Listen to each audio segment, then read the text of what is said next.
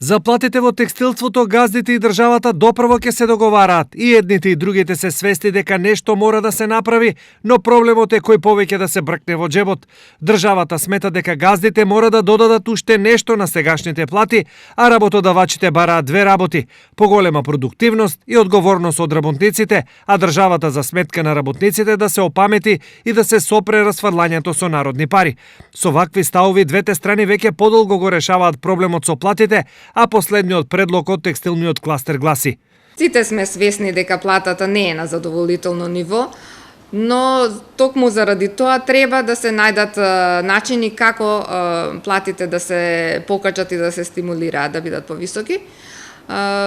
Секако компаниите се обременети со притисокот на цените кои што странските добавувачи го вршат врз нив, и заканите дека во други земји можат да сошијат за пониска цена, и на некој начин и свесни дека платите се ниски и притиснати од купувачите и не сакајќи да ги изгубат налозите кои што секако и даваат некоја стабилност на индустријата и на вработени. Со оглед на веќе долгиот преговарачки момент, логичното прашање е дали воопшто има можност за договор. Колку ќе успееме во тоа и колку државата ќе ја свати потребата за една таква поддршка на овој најголем индустријски сектор во земјава, кој што вработува 30.000 вработени, и како понатаму што ќе се случува, како ќе се одвиваат работите во делот на минималната плата, ќе треба дополнително да го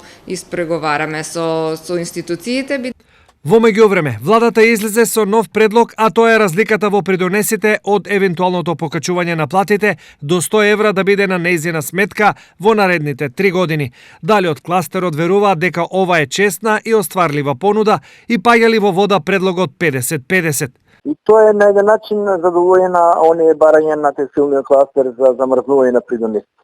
Де факто станува збор за замрзнување на придонесите на просеко од 3 месеца пред стапување на сила на законот.